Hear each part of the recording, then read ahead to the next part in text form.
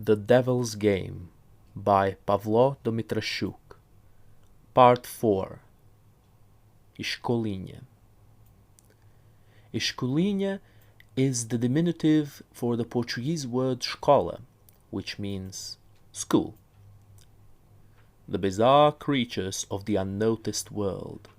First entry. When I entered the great hall during the break, I was terrified. Here are some of my observations. I hope they will be helpful to future adventurers who wish to explore this environment. I have made this crude drawing of my surroundings to transmit my perspective better. The landscape is seeded by groups of tortoise-like creatures with constantly open mouths full of sharp teeth and long, vibrant and slithering tongues with which they communicate more intimately by curling them together. This adulation and flattering from one to another is done to keep up their position in the group. The shells are locked together in the formation of each group, keeping those who are not part of this fortress of carapaces outside, a way to keep their safe space, the group bubble, the echo chamber only to themselves. Their skin, it's covered by crocodilian scales. Their eyes are black. I assume this is due to a very poor eyesight, which means they are blind to their surroundings because of the lack of light, only being able to see the small illuminated area inside of their particular circle. Thus, they can only pay attention to and see the small space inside the shell fortress where they admire their personal treasure, a glowing orb that they seem to cherish greatly, almost like a pearl to an oyster. They show off their orbs to each other, which seems to be their main way of communicating with each other, besides the slithering of tongues. Despite being physically close to each other in the group, their orbs are always their biggest and dearest attention receiver. Their hair is spiky and unnatural, and is the only real factor, save the occasional little accessories like the lace on the tail of some of them, whom I assume to be females, that exists to differentiate them from each other.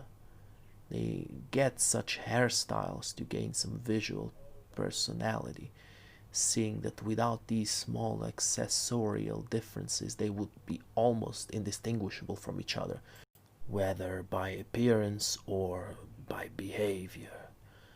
The biggest difference in behavior that I observed is between the insiders, the ones in the group, and the outsiders, the ones outside of it.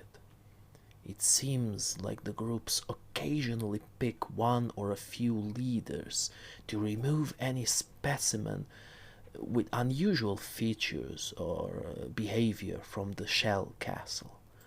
These details can be hard to notice, but the creatures themselves seem to be very sensitive to even the minutest differences. Once a target is specified by the group, the leaders kick out unwanted characters for different reasons. One got kicked for being long, skinny, and bald. He was the most distinctive looking one around.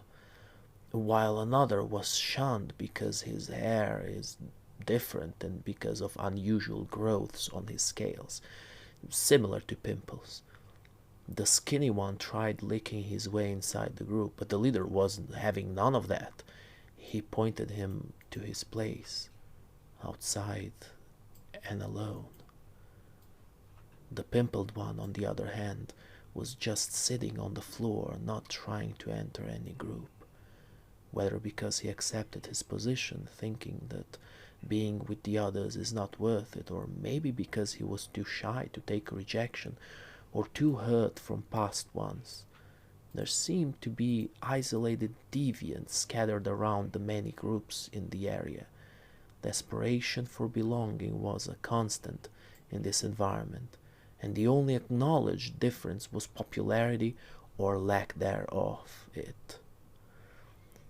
I would say that these creatures have an especially big lack of self-awareness by actively and ignorantly participating in these rituals, but that would be a lie. The lack of self-awareness isn't special to them at all. It seems to me that the main difference between us and them is that their rites and customs of belonging are more obvious and easily noticeable, more noticeable than ours, at least to us. That is what truly terrified me.